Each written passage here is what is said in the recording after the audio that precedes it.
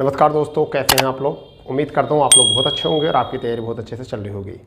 दोस्तों, UP SSSC PAT का course हम कवर कर रहे हैं और हम इतिहास के अंतिम पड़ाव की ओर बढ़ रहे हैं। और कल हमारी क्लास में अंतिम जो वंश था दिल्ली सल्तनत का, वह लोधी वंश था। और आज हम सिलेबस के अनुसार जो शुरू कराने वाले हैं, देखिए सिलेबस ये है। और इसके बाद जो है आपका सल्तनत काल के बाद में जो है मुग़ल साम्राज्य है, और मुग़ल साम्राज्य को ही हम आज शुरू करने वाले हैं। और मुग़ल साम्राज्य में देखते हैं आज हमारी क्लास में कहाँ तक कवर होता है और क्या है मुग़ल साम्राज्य, किस तरीके से मुग़ल साम्राज्य का अस्तित्व बना और कितने समय तक भारत में मुग़ल साम्राज्य का शासन रहा और भारतीय स्वतंत्रता में इसका क्या योगदान था और अंग्रेज़ों के शासन में इन्होंने क्या भूमिका निभाई। सभी पर बात करेंगे और सभी प्रकार के जो है आपके डाउट्स क्लियर किए जाएंगे। ठीक है, तो शुरू करते हैं आज की क्लास। मगर क्लास शुरू करने से पहले जो चैनल पर नए हैं वो चैनल को करें सब्सक्राइब और बेल आइकन के साथ। तो दोस्तों, हम शुरू करते हैं। आज का टॉपिक है मुग़ल काल, और मुग़ल काल को हम बाद में बोलते हैं मुग़ल साम्राज्य, यानी कि मुग़ल एम्पायर। ठीक है, तो देखिए मुग़ल एम्पायर क्या था, मैं आपको थोड़ा सा बता देता हूँ। दिल्ली सल्तनत के बाद यानी कि 1205 ईस्वी 1526 ईस्वी के बाद में भारत में एक साम्राज्य का उदय होता है, जो हमारा साम्राज्य होता है, जिसे हम कहते हैं मुग़ल साम्राज्य। मुग़ल साम्राज्य, अब देखिए मुग़ल साम्राज्य दो भागों में बांटा होता है। एक तो होता है मुग़ल काल और एक होता है मुग़ल साम्राज्य। तो मुग़ल साम्राज्य दो कालों में बांटा गया। एक तो बांटा गया मुग़ल काल में, किसमें बांटा गया, मुग़ल काल में। ठीक है, और एक मुग़लोत्तर काल में। एक किसमें बांटा गया, मुग़लोत्तर काल में, मुग़लोत्तर काल। ठीक है, ये दो साम्राज्यों में बटा है, मुग़ल काल और मुग़लोत्तर काल। यहाँ जो अवधि है वह है 1526 से लेकर 1707, यानी कि यहाँ 1526 से लेकर 1707 के काल को हम कहते हैं मुग़ल काल। और 1707 से लेकर आप 1857 में हम कह सकते हैं, इसी काल को हम क्या कह सकते हैं, हम कह सकते हैं मुग़लोत्तर काल। क्योंकि 1862 में जो है अंतिम शासक बहादुर शाह जफ़र की मृत्यु हुई थी, तो इसके वंशज जो रहे थे वो 1862 तक रहे थे, जब हुई थी बहादुर शाह जफ़र की मृत्यु हुई थी। वही अंतिम वंशज था किसका, मुग़ल काल का, यानी मुग़ल साम्राज्य का। जबकि यहाँ पर कितने राजाओं ने शासन किया, उसकी एक ट्रिक है, बड़ी प्यारी ट्रिक है, उसे आप याद रख सकते हो। ट्रिक बहुत प्यारी है। वो ट्रिक क्या है, ट्रिक है भाज सहा, ये ट्रिक है। ठीक है, यहाँ बी जो हो जाएगा, बी से हो जाएगा बाबर। ठीक है, क्या हो जाएगा, बाबर। एच से जो हो जाएगा वो हो जाएगा हुमायूं। ठीक है, और ए से जो हो जाएगा वो अकबर हो जाएगा। यहाँ पर अगर मैं जे से बात करूँ तो जे से आपका जहांगीर हो जाएगा। और एस से आपका शाहजहां। ठीक है, और इस ए से औरंगजेब हो जाएगा। ये इन लोगों ने जो है शासन यहाँ पर किया था। चलिए यहाँ पर एक बात और बताते हैं। यहाँ इनका शासन जो था वो था 1526 से लेकर 1530 तक था। ठीक है, इनका शासन दो बार हुआ है। एक तो 1530 से लेकर 40 तक। ठीक है, एक ये था, और दूसरा था आपका 1555 से लेकर 56 तक। केवल ये दो बार इन्होंने शासन किया, 1555 और 56। इसी बीच में जो है, इसी अवधि में एक भारतीय शासक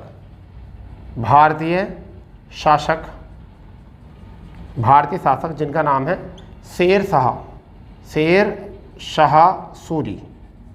ठीक है, जिनका वास्तविक नाम था फरीद खां का शासन शुरू होता है। इन्होंने जो शासन किया वो कब से किया, 1540 से लेकर 45 तक किया। तो इसका मतलब 45 से 55 तक का समय क्या था, तो 45 से, यानी कि 1545 से जो 54 तक का समय था वो शेर शाह का उत्तराधिकार था। किसका था, शेर शाह का उत्तराधिकार, यानी कि इनके बच्चों ने ही यहाँ पर शासन किया था। तो पहले आप ये देखते हैं, फिर आगे बात करते हैं अकबर का शासन कब से कब तक था। तो 1556 से लेकर 1605 तक इनका शासन था। अगर यहाँ जहांगीर की बात करेंगे हम तो 1605 से लेकर, यानी कितने से 1605 से लेकर 1627 तक इनका शासन था। अगर यहाँ बात करते हैं 1627 से लेकर 1658 तक इनका शासन था शाहजहाँ का, और अगर 1658 के बाद 1707 की अगर हम बात करें तो यह शासन जो था वो औरंगजेब का था। फिलहाल में आपको बात आई होगी समझ में, एक बार करते हैं रिकॉल और इसी को करेंगे आप नोट या कर लेंगे स्क्रीनशॉट सेव अपने यहाँ पर, ठीक है। तो देखिए मुगल साम्राज्य की बात करते हैं आगे, वंशज आया 14वीं शताब्दी में तो शुरू हो ही गया था वैसे, परंतु वास्तविक शक्ति जो कब आई वो 16वीं शताब्दी में आई, क्योंकि 1526 में इनकी शक्ति आई थी। तो 16वीं शताब्दी में मुगल साम्राज्य की नींव रखी गई थी। किसकी रखी गई थी? मुगल साम्राज्य की, जिसमें दो भागों में बांटा गया, एक तो मुगल काल और एक आपका कौन सा काल? मुगलोत्तर काल में, ठीक है। मुगल काल जो बना वो 1526 से 1707 तक रहा। इस काल में सबसे शक्तिशाली शासकों का काल था, शक्तिशाली शासकों का काल, शासकों का काल था, ठीक है। और ये जो काल था दुर्बल व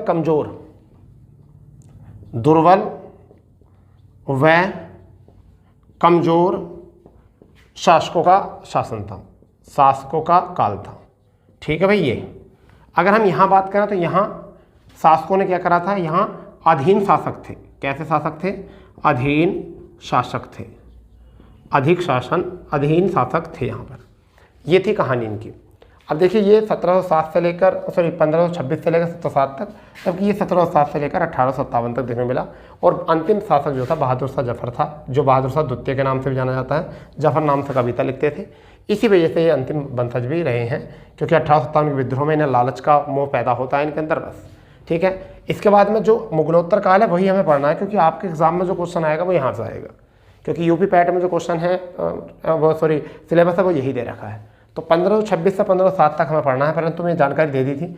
यहाँ पर सारे राजाओं को याद रखने की ट्रिक है, यानी कि औरंगजेब के पिताजी का नाम जो था वो क्या था? शाहजहाँ। शाहजहाँ के पिताजी का नाम क्या था? जहांगीर। जहांगीर के पिताजी का नाम था अकबर। अकबर के पिता का नाम था हुमायूं। हुमायूं के पिता का नाम क्या था? बाबर। और बाबर के पिता का नाम था उमर शेख मिर्ज़ा। क्या नाम था? उमर शेख मिर्ज़ा, ये नाम था इनका, उमर शेख मिर्ज़ा। तो आप कह सकते हैं उमर शेख मिर्ज़ा का बेटे का नाम क्या था? बाबर। बाबर के बेटे का नाम क्या था? हुमायूं। हुमायूं के बेटे का क्या नाम था? अकबर। अकबर के बेटे का नाम क्या था? जहांगीर। जहांगीर के बेटे का नाम शाहजहाँ। शाहजहाँ के बेटे का नाम औरंगजेब। अब इन्होंने शासन कैसे कैसे किया? बाबर ने शासन किया, 20 से बाबर हो गया। कब किया? 1526 से 30 तक किया। हुमायूं ने 2 बार किया, एक बार पावरफुल शासन रहा, एक बार क्षुण्ण शासन रहा, फिर पावरफुल शासन रहा। फिर अकबर का शासन आया 56 से और 1605, ये उदारपूर्ण शासन था, यानी ऐसा मान चलिए मुगल एम्पायर का सबसे गोल्डन पीरियड यही था अकबर का। जहांगीर के शासन की बात करें 1605 से लेकर 1627 तक रहा था, ठीक है। ये जहांगीर था चित्रकारी का कला का स्वर्णकाल था, ये चित्रकारी के कला का स्वर्णकाल था, ठीक है भैया। अगर बात करें शाहजहाँ की तो स्थापत्य कला का स्वर्णकाल था, ये इनने स्थापत्य कला करी। देखिए ये शासक युद्धों में विजय प्राप्त करी, ये भटकता भटकता मर गया और इसने उदारतापूर्ण शासन किया। उदारतापूर्ण यानी हिंदू मुस्लिम सबको एकता बराबर समझी। और जहांगीर ने चित्रकारी में अपना कहते हैं ना जौहर दिखाया। शाहजहाँ ने जो है अपना स्थापत्य कि कहीं कुतुब मीनार, कहीं किला, कहीं ताजमहल, कहीं किला, कहीं बाग बना दी, ये काम करा। स्थापत्य कला में शाहजहाँ का ज़्यादा योगदान था। जबकि औरंगजेब कट्टर मुस्लिम के रूप में, कट्टर मुस्लिम जिंदा पीर के रूप में, यानी ये बना। अंततः अंत यहाँ ही हो गया था, ठीक है। और इसी बीच में कड़ी आती है 1540 से 1555 के बीच में। तो यहाँ पर एक भारतीय शासक होता है, सूरवंश का शासक होता है, जिसका नाम तो होता है रियल फरीद, परंतु एक शेर को मारने पर इन्हें शेरशाह की संज्ञा दी जाती है। तो शेरशाह सूरी इनका नाम रखा जाता है। और शेरशाह सूरी ने केवल कितने समय तक शासन किया? 5 वर्षों का शासन किया दिल्ली पर, और उसके बाद जो है दिल्ली आगरा वाले क्षेत्र पर। जबकि उसके बाद में 1545 से 1554 में शेरशाह का उत्तराधिकार हुआ और उसको फिर पराजित करके पुनः हुमायूं ने जो है गद्दी अपना ली थी, मैंने ले ली थी। तो ये तो है इसका पूरा निचोड़, यानी कि होल पैकेज ऊपरी। इससे आगे शुरू करते हैं, अब एक एक वंशज की बात करते हैं और हम शुरू करते हैं किसके बाद? बाबर के बारे में बात आज हम करने वाले हैं। सारा होल पैकेज आपको बता दिया है कि कहाँ से क्या कहानी शुरू होगी, ठीक है। पूरा निचोड़ भी आ चुका है यहाँ से, ठीक है। अब हम बात करने वाले हैं यहाँ से अब आपको बाबर, ठीक है भाई।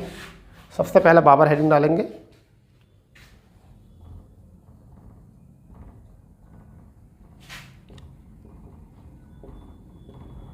बाबर, और बाबर का शासन जो था वो था 1526 से 30 तक भारत में।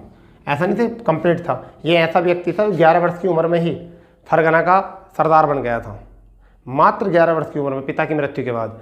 अब देखो कहानी क्या है, चलिए वो बात बाद में करते हैं। फिलहाल में बाबर शब्द जो बना है, यानी बाबर नाम जो लिया गया है वो किससे लिया गया है, इसका मतलब जो होता है वो क्या होता है, वो बाघ से होता है। किससे होता है, बाघ से, इसका मतलब होता है बाघ से। ठीक है, अगर हम बात करें इसकी थोड़ी सी, तो ये मुगल सत्ता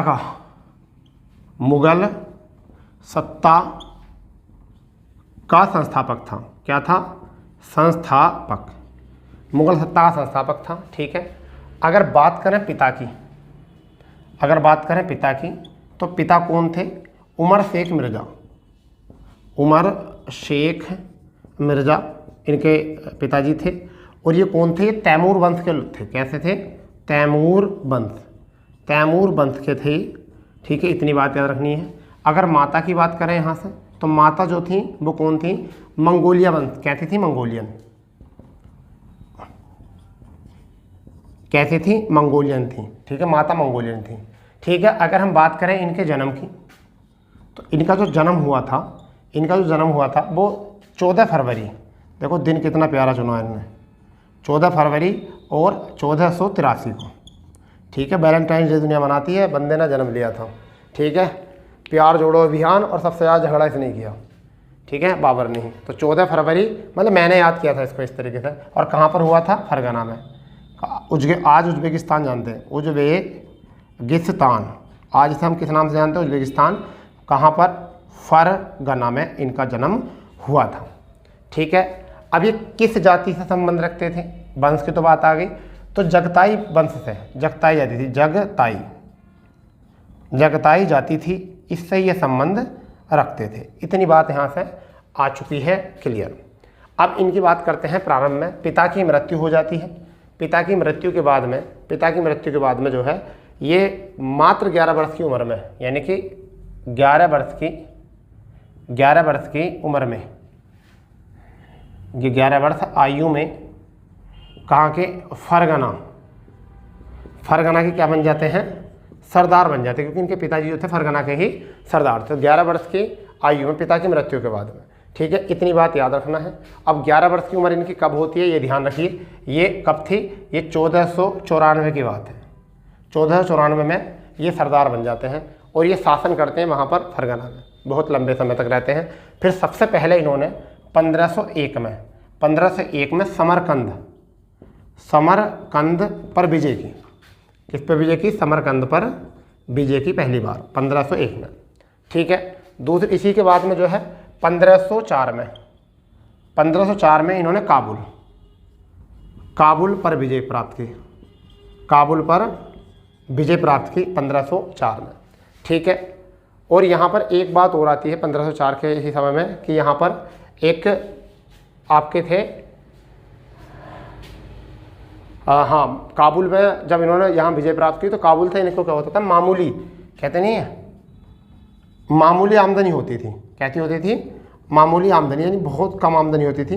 तो अब ये विचलित हो रहे थे कि कहीं ऐसी जगह मिल जाए जहाँ से हमारी आमदनी हो जाए, साम्राज्य जो हमारा बढ़ जाए। ठीक है, अब यहाँ पर एक कहानी होती है, इन्होंने भारत में, ये तो पहले भारत से बाहर की बात कर रहे हैं, तो फिलहाल में इसको रिकॉल करेंगे, फिर भारत में देखेंगे बाबर भारत में कब से आया और किसने कब कहाँ कैसी कंडीशन में आमंत्रित किया। तो फिलहाल में इनके ये परिचय है।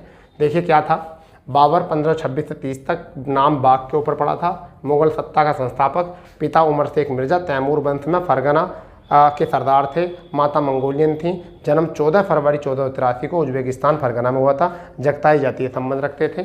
ठीक है, 11 वर्ष की आयु में पिता की मृत्यु के बाद में फरगना सरदार बने और 1501 में समरकंद विजय हुई। ठीक है, और काबुल पर विजय प्राप्त की और मामूली सी आमदनी यहाँ से होती थी। ठीक है, चलिए इससे आगे की बात हम करते हैं, क्या है इससे आगे की बात जो है वो क्या करते हैं। अब हम बाबर को देखते हैं भारत के अंदर क्या है भारत में।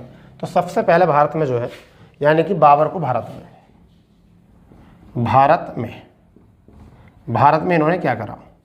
ठीक है, भारत में इन्होंने क्या किया।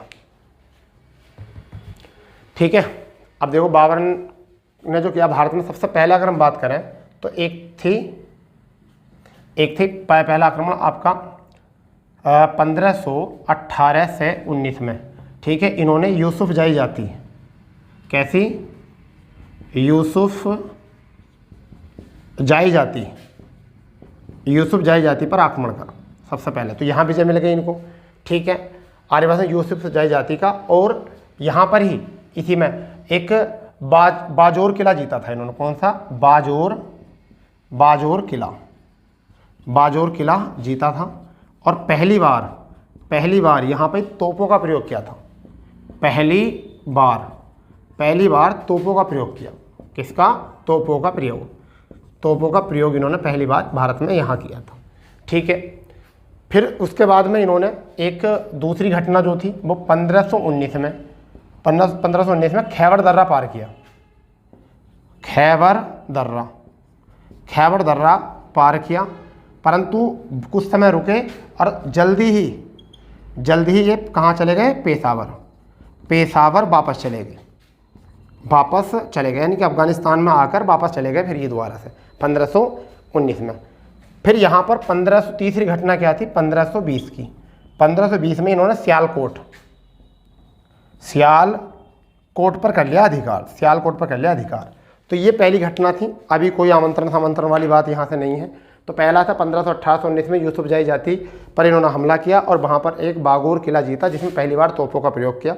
1519 में खैबर दर्रा, 1519 में कौन सा दर्रा, खैबर दर्रा से पार होकर अफगानिस्तान आया, परंतु वहाँ कुछ समय तक रुका और रुकने के बाद में जो है जल्दी पेशावर वापस लौटकर चला गया। फिर पुनः जाकर जो है इन्होंने फिर बाजोर पर आक्रमण किया था, ठीक है। परंतु क्या हुआ कि बाजोर फिर जीत लिया था और 1520 में सियालकोट पर इन्होंने क्या करा, अधिकार कर लिया। तो अभी भारत के पश्चिम वाले क्षेत्र में ये चल रहे हैं, भारत के पश्चिम वाले क्षेत्र में, यानी कि जो पंजाब वाला क्षेत्र, पाकिस्तान वाला क्षेत्र था, आज का पाकिस्तान वाला, वो उस समय पर भारत में ही था, उस समय वहाँ चल रहे थे। अंत होता है क्या, अंत ये होता है कि 1524 की बात है, 1524 की बात है, ठीक है। अब एक बात ये कि लाहौर का राज्यपाल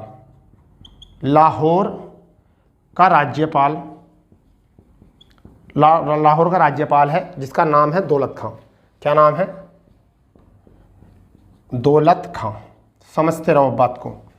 फिर इसी डेट में एक कंडीशन आती है, इब्राहिम लोदी का चाचा, इब्राहिम लोदी का चाचा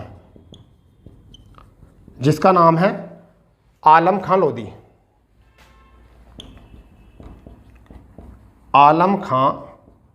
लोदी, ठीक है।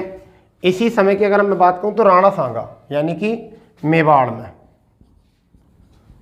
में क्या है आपका, राणा सांगा, ठीक है भाई, क्या है, राणा सांगा। ये तीनों लोग जो हैं अब देश में इस समय पर भारत में इस समय किसका शासन था, वो था इब्राहिम लोदी का, ठीक है। अब ये जितने भी शासक थे, दौलत खां, आलम खां लोदी और राणा सांगा, को इब्राहिम लोदी से संतुष्ट नहीं थे। कैसे संतुष्ट नहीं थे, इब्राहिम लोदी से संतुष्ट नहीं थे। और इसकी सत्ता को गिराने के लिए इन सब ने यानी किसने, इन तीनों ने किसे आमंत्रित किया, काबुल के अफगान शासक किसे आमंत्रित किया, बाबर को आमंत्रित किया कि भैया आ जाओ, दिल्ली पे कर लो हमला, लाहौर पे कर दो हमला। ऐसा कंडीशन बनी थी। तो घर का वेदी लंका ढाई, कुछ इस तरीके से काम हुआ था, ठीक है। और इसके बाद में आकर इन्होंने इब्राहिम लोदी पर जो किया, आक्रमण किया। और वो पहला आक्रमण था जो पानीपत का युद्ध हुआ। परंतु उससे पहले भी अगर मैं बात करूँ तो भारत पर बाबर ने कुल जो आक्रमण करे वो 4 आक्रमण करे, जो बड़े युद्धों के रूप में जाने जाते हैं, ठीक है। तो ये कहानी थी, इसको नोट कर लिया हो तो देख लो आप अपना। यानी कि क्या था, दौलत खां ने, आलम खां लोदी ने, राणा सांगा ने किसको, काबुल के अफगान शासक बाबर को जो है यहाँ आमंत्रित किया आक्रमण करने के, क्योंकि इब्राहिम लोदी से इनकी बात सही तरीके से नहीं बन रही थी, ठीक है। चलिए अब बात करते हैं आगे कि बाबर के द्वारा लड़े गए युद्ध। बाबर के द्वारा लड़े गए युद्ध, उसका एक टेबल था, बना लेंगे, बड़ा प्यारा टेबल बनेगा। ट्रिक रहेगी सबसे पहले यहाँ लिखेंगे ट्रिक, और ट्रिक से हम करेंगे याद। मैं कहता हूँ इसको पख चक, ठीक है। यानी पक्षग, ये मेरा ये रूल होता है इसका पक्षग, यानी पै से पानीपत याद रखने के लिए सिंपल सी बात है। तो पहला युद्ध जो हो जाएगा पानीपत का युद्ध, पानीपत का प्रथम युद्ध, ये हो जाएगा यहाँ से। इसके बाद में इसकी हो जाएगी तिथि 21 अप्रैल 1526, 21 अप्रैल 1526 ये हो जाएगा। ठीक है, अब इसमें हम इस तरीके से करेंगे, टेबल बना लेंगे, कोई दिक्कत है नहीं। ठीक है, ये भैया ये टेबल बन जाएगा, आप अपनी कॉपी में टेबल बनाना, सही रहेगा यहाँ पर। तो ये किस किस के बीच में हुआ था देखिए, बाबर वर्सेस किसके, इब्राहिम लोदी, इब्राहिम लोदी यहाँ पर हुआ था इनके बीच में। अब यहाँ पर क्या हुआ था, इब्राहिम लोदी को जो हुई मिली थी, हार मिली थी, और बाबर हो गया था विजय। इतनी बात याद रखना है। इसी युद्ध में तुलगुमा पद्धति अपनाई। तुलगुमा कौन सी, तलगुमा पद्धति अपनाई। फिर इसी में जो था इन्होंने एक आपकी पद्धति थी उस्मानी पद्धति, उस्मानी पद्धति जो तोपों को सजाने की पद्धति थी, ये शुरू की। ठीक है, तोपों को सजाने की पद्धति थी वो शुरू की, और तुगलुमा पद्धति थी जो भी वही शुरू करी। ठीक है, इसने इस युद्ध का श्रेय जो दिया, इसका जो श्रेय दिया, इस युद्ध का श्रेय जो दिया वो किसे दिया, धनुर्धरों को, धनुर्धारियों को, कि हम आपकी बदौलत से ही ये युद्ध जीते हैं। बाबर ने जो ये युद्ध का जो मतलब कहते हैं ना क्रेडिट किसको दिया, तो किसको दिया, धनुर्धर को। ये धनुर्धर थे। इसी युद्ध में जो तोपों का नेतृत्व कर रहे थे, किसका, तोपों का, वो कौन नेतृत्व कर रहे थे, एक तो कर रहे थे उस्मान। ठीक है, एक तो कर रहे थे उस्मान और एक मुस्तफ़ा। उस्मान नेतृत्व कर रहे थे और मुस्तफ़ा ये इनके तोप खाने के अध्यक्ष, मान लो तोप चलाने का नेतृत्व इनका था, उस्मान का और मुस्तफ़ा का। इसी युद्ध की बात बता रहे हैं पूरी।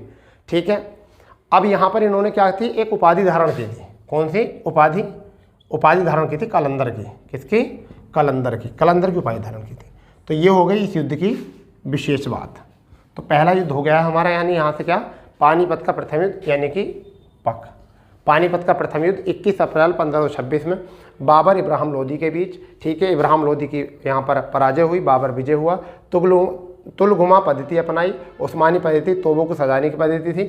श्रेय जो गया वो धनुर्धारों हो गया, उपाधि दी गई यहाँ पर कलंदर की, और यहाँ पर उस्मान और मुस्तफ़ा ने किया। और इसी युद्ध के बाद जो है इनने बाबर ने भारत में एक मुग़ल साम्राज्य की नींव रखी, और मुग़ल साम्राज्य के संस्थापक के रूप में ये और प्रथम शासक के रूप में जो है बाबर यहाँ पर आया। तो इस युद्ध के बाद में क्या करा इन्होंने, भारत में मुग़ल साम्राज्य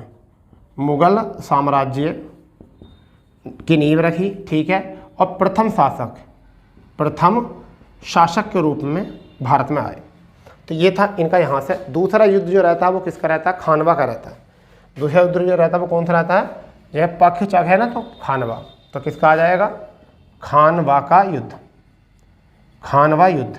ठीक है भैया, कब हुआ था, अगर हम बताएं कब हुआ था, ये हुआ था मार्च 1527 में। कब हुआ था, मार्च 1527 में। ये होता मार्च 1527 में। किस किस के बीच में, राणा सांगा और बाबर के। जबकि राणा सांगा ने आमंत्रित किया था इनको बुलाने के लिए, परंतु बाद में सोचा था कि आके उसे डरा देगा, फिर हम अपना शासन कर लेंगे। तो इन्हें किसके इसके बीच में हुआ था, बाबर वर्सेस राणा सांगा। किसके, राणा सांगा, बाबर और राणा सांगा के बीच में युद्ध हुआ था। क्लियर। इसमें क्या था, इस युद्ध में जो है राणा सांगा की हो गई हार, राणा सांगा की हार हो गई, बाबर हो गया विजय।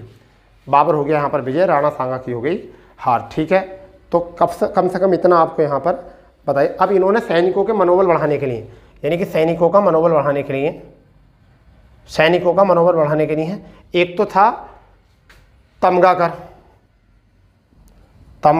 कर, और एक था आपका तमगा कर के साथ साथ आपका व्यापारी कर। ठीक है, इन दोनों ने जो है क्या कर दिया, समाप्त कर दिया। क्या कर दिया, बाबर ने इसको क्या कर दिया, समाप्त कर दिया इन दोनों को। ठीक है, अगर हम बात करते हैं यहाँ पर ही, तो इसमें इन्होंने क्या था कि गाजी की उपाधि धारण की थी। किसकी उपाधि धारण की थी, गाजी की उपाधि धारण की थी। इस युद्ध के बाद में गाजी की उपाधि धारण की थी। ठीक है, और जिहाद का नारा लगाया था। इसी में क्या कराया था, जिहाद का नारा। जिहाद का नारा लगाया था, इसी में जिहाद का नारा लगाया था, और शराब को पूरी तरीके से कर दिया था बंद। यानी क्या कर दिया था, शराब बंदी, शराब पूर्ण तरीके से क्या कर दी थी, बंद। ठीक है भाई, तो पहला इन दो को कर लीजिए कंप्लीट। यहाँ से दो को बिल्कुल कंप्लीट करो। खानवा का युद्ध हुआ है मार्च 1527 को बाबर राणा साहा के बीच में। सैनिकों को तमगा और व्यापारिक सैनिकों का मनोबल बढ़ाने के लिए तमगा कर और व्यापारी कर जो है ख़त्म कर दिया, समाप्त कर दिया। गाजी की उपाधि धारण की, जिहाद का नारा दिया, और शराब पूरी तरीके से क्या कर दी, इन्होंने बंद कर दी। इतनी बात आपको यहाँ से करनी है याद। ठीक है, तीसरा युद्ध जो होता है यहाँ ही लिखेंगे। तीसरा युद्ध जो होता है वो क्या होता है, क्या थी विशेषता, घबराओ बिल्कुल नहीं। ठीक है, अगर नींद आ रही हो तो सो जाओ सही तरीके से। ठीक है, तो अब यहाँ पर तीसरा जो होता है वो क्या होता है, तीसरा होता है चंदेरी का युद्ध। तीसरा युद्ध जो होता है वो किसका होता है, चैसे चंदेरी, चंदेरी का युद्ध। और कब होता है, ये होता है जनवरी 28 में, जनवरी 1528 में ये होता है, जनवरी 1528 में। किस किस के बीच में होता है, तो मालवा के राजा मेदिनी राय, किस किस के, बाबर वर्सेस मेदिनी राय, मेदिनी राय के बीच में होता है। मेदिनी राय यहाँ हार जाते हैं और बाबर यहाँ पर हो जाते हैं विजय। इतनी ही बात यहाँ से डालेंगे। इस युद्ध में राजपूतों की हत्या हुई, नरसंहार हुआ इसमें, ये थोड़ा सा याद रखना है। नरसंहार हुआ, राजपूतों की हत्या हुई, ठीक है, और मालवा विजय हुई। क्या हुई, मालवा विजय हुई, मालवा विजय हुई। तो एक बार रिकॉल करेंगे इसको। चंदेरी का युद्ध जनवरी 1528 में, बाबर और मेदिनी राय के बीच में, राजपूतों की हत्या, नरसंहार, और मालवा की क्या हुई, विजय हुई इसमें। ठीक है, चौथा युद्ध जो था क्या था इनका, वो देखेंगे। चौथा युद्ध कौन सा था,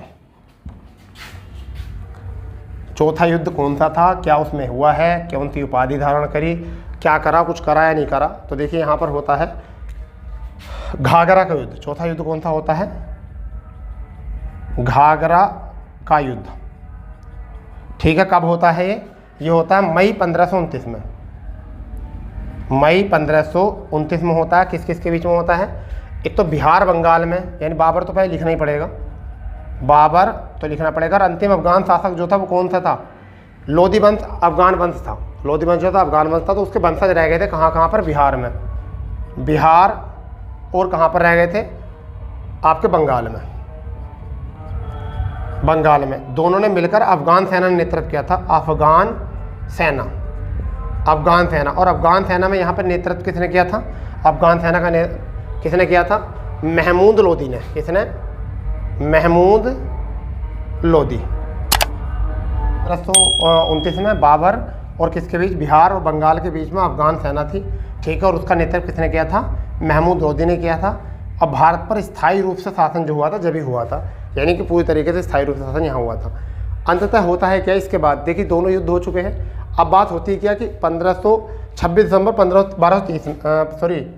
1530 में, यानी कब, 26 दिसंबर 1530 में आगरा में मृत्यु हो गई इनकी। कहाँ पर, किस क्या हो गई, आगरा में मृत्यु, आगरा में मृत्यु हो गई इनकी। ठीक है, और इनको यहाँ आराम बाग, एक जगह थी, कहाँ पर, आराम बाग में दफनाया गया। परंतु बाबर की मृत्यु थी कि मुझे काबुल में दफनाया जाए, कहाँ में दफनाया था, तो बाद में इनको कहाँ दफनाया गया, बाद में कहाँ पर दफनाया गया, काबुल में। और आज एग्जाम में क्वेश्चन आता है कि बाबर का मकबरा जो है वो कहाँ पर है, तो बाबर का मकबरा कहाँ है, काबुल में। तो काबुल में इसका क्या है, काबुल में क्या है, मकबरा। तो इन्हीं की मज़ार मकबरा टाइप होती है, तो वो बनाई गई थी इन्हीं के ऊपर, इनकी कब्र के ऊपर। ठीक है, तो ये हुआ था यहाँ से, इनका काबुल में इनका मकबरा है। तो 1530 में 26 दिसंबर को इनकी मृत्यु हुई थी। अब बात करते हैं बाबर से जुड़ी हुई कुछ इंपॉर्टेंट बातें, बाबर से जुड़ी हुई कुछ इंपॉर्टेंट बातें और बात कर लेते हैं कि क्या क्या थी वो इंपॉर्टेंट बात, और भी क्या काम करे थे बाबर ने, क्या था बाबर का नेतृत्व। ठीक है, किस तरीके से देश में उन्होंने किया था काम, तो सब पर और एक बार नज़र मारते हैं क्या था। तो महत्वपूर्ण बिंदु करके आप अपने एग्जाम नोट्स में जो लिखेंगे वो क्या लिखेंगे, महत्वपूर्ण बिंदु, यानी कि इसे क्या लिख सकते हो, नोट इन पॉइंट, नोट इन पॉइंट करके आप लिख सकते हो अपने नोट्स में। तो सबसे पहली बात ये कि इनकी एक आत्मकथा थी, आत्मकथा जो कौन सी भाषा में थी, तुर्की भाषा में, तुर्की भाषा में थी। ठीक है, जिसका नाम क्या था, तुजुक बाबरी, तुजुक ए बाबरी, जिसे किस नाम से जाना जाता था, बाबरनामा, बाबरनामा के नाम से जाना जाता था तुजुक बाबरी को। ठीक है, अगर मैं बात करूं तो इसमें विवरण जो था, आत्मकथा विवरण जो था, विवरण प्राकृतिक प्रेमी थे ये, तो इन्होंने अपनी प्रकृति के बारे में लिखा। किस किस के बारे में, जलवायु, वातावरण, नदी, पहाड़, इनके बारे में इसमें मिलता है इनकी आत्मकथा में। ये कहाँ से पता चला भाई, ये कहाँ से पता चला अगर हम बात करें तो देखिए, सबसे पहली बात अगर करें तो इनका जो फारसी में अनुवाद किया था आत्मकथा का, फारसी में अनुवाद, फारसी में जो अनुवाद किया था वो पाएदो खान ने किया था। पै आ या अंकी बिंदी दो पाएदो खान है प्लस अब्दुल रहीम खान खाना, अब्दुल रहीम खान खाना ने इनका किया था यहाँ अनुवाद। ठीक है, और बेबी रिज अंग्रेजी में अनुवाद जो किया था वो किसने किया था, अंग्रेजी में अनुवाद जो किया गया था वो श्रीमती बेबी रिज ने किया था। किसने किया था, बेबी रिज ने किया था इनका अनुवाद यहाँ से। ठीक है भाई, आ रही बात समझ में। और इसी किताब में लिखा हुआ था, इनकी आत्मकथा में लिखा हुआ था कि भारतीय मरना जानते हैं, भारतीय मरना जानते हैं, लड़ना नहीं। ये वाली बात जो थी वो इनकी किताब में लिखी हुई है बाबरनामा में, कि भारतीय मरना जानते हैं, लड़ना नहीं। तो ये इनकी आत्मकथा के बारे में जानकारी एक बार रिकॉल करेंगे। आत्मकथा तुर्की भाषा में लिखी हुई थी जिसका नाम है तुजुक बाबरी, बाबरनामा कहते हैं इसको। और इसमें विवरण जो मिलता है, प्राकृतिक प्रेम का विवरण मिलता है, जलवायु, वातावरण, नदी और पहाड़ का जिक्र मिलता है। ठीक है, फारसी में जो अनुवाद किया था वो पाएदो खान ने किया था, पाएदो खान है अब्दुल रहीम खान खाना ने किया था। और अंग्रेजी में अनुवाद जो किया था वो किसने किया, श्रीमती बेबी रिज ने किया था। और इसमें ही लिखा हुआ था भारतीय मरना जानता है, लड़ना नहीं। ठीक है, इतनी कहानी यहाँ से अभी तक हो चुकी है। ठीक है भाई, पहले बताइए, इतनी बात समझ आ गई, नोट करो इसे जल्दी से, और इससे आगे बात करते हैं, और भी इससे आगे बात करते हैं। ठीक है, आराम से बिल्कुल एक एक चीज़ पढ़ेंगे ना, सारा इतिहास जो है अपने मुट्ठी में आ जाएगा। ठीक है, अभी तक आपने कड़ी से कड़ी जोड़ कर पढ़ा ही नहीं था, इसी वजह से इतिहास से आपको लगता था डर। ठीक है, किसी भी चीज़ की जानकारी तो थी नहीं, और बस कभी 2 रुपये की किताब, कभी 100 रुपये की किताब, इसी तरीके से पढ़ा। ठीक है, अब बात करते हैं आगे कि कुछ और नोट पॉइंट थे। नोट पॉइंट तो चले रहा था, वो भी नोट पॉइंट, तो कुछ और पॉइंट थे जो हम आगे देखेंगे। तो पहला पॉइंट तो हो गया था, अब आगे एक पॉइंट और देखते हैं। कुषाणों के बाद बाबर एकमात्र शासक था, बाबर एकमात्र शासक जिसने काबुल और कंधार पूर्ण अधिकार किया। पूर्ण अधिकार यानी कि इससे पहले जो किया था वो किसने किया था, वो कुषाणों ने किया था, या फिर अब बाबर ने किया था पूर्ण अधिकार। ठीक है, फिर सड़कों को मापने के लिए गज ए बाबरी पैमाना शुरू किया, गज बाबरी पैमाना शुरू किया। ठीक है, दो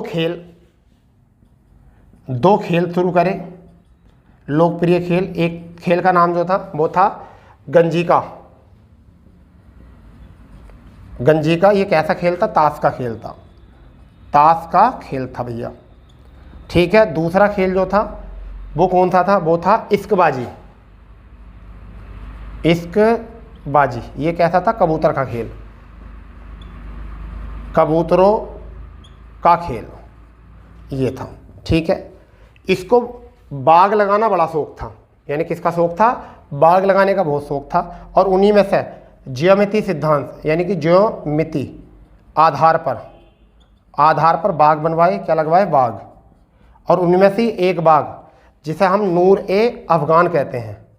नूर ए अफ़गान, अफ़गान कहते हैं। और आज वर्तमान में इसे आराम बाग के नाम से जाना जाता है। आराम बाग के नाम से जाना जाता है। इसमें इन्होंने क्या कराया था, आराम फरमाया था। इसमें इनको दफनाया गया था, बाद में काबुल दफनाया गया था। तो आगे ये बात और लिख लेना, कुषाणों के बाद बाबर एकमात्र शासक बने जिसने काबुल और कंधार पर पूर्ण अधिकार किया। सड़कों को मापने के लिए गजे बाबरी शुरू किया। 2 खेल, गंजी का जो ताश का खेल था, इख्तबाजी जो कबूतरों का खेल था, ये शुरू किया। ज्यामिति सिद्धांत पर बाग लगाने का इसका शौक था, बाग प्रेमी था ये, ठीक है, प्रकृति प्रेमी था तो बाग प्रेमी हो गया। और नूर अफ़गान, इनने एक बाग था वो बनवाया था, उसी को क्या कहते थे, आराम बाग कहते थे। तो ये है बाबर की कहानी। इसके बाद में हुमायूं आएगा, इनका पुत्र हुमायूं, ठीक है, उनकी कहानी शुरू होगी, ठीक है। तो उनकी क्लास जो है हम कर लेते हैं, ठीक है। नेक्स्ट सेशन में बात करेंगे हुमायूं की। और बाबर के लिए केवल इतना ही। और अगर सेशन में मज़ा आया हो और आपके अच्छे नोट्स बनने हो तो चैनल को सब्सक्राइब करें, शेयर करें और लाइक करना तो बिल्कुल ना भूलें, ठीक है। तो मिलते हैं नई क्लास के साथ। जय हिंद, जय भारत, वंदे मातरम।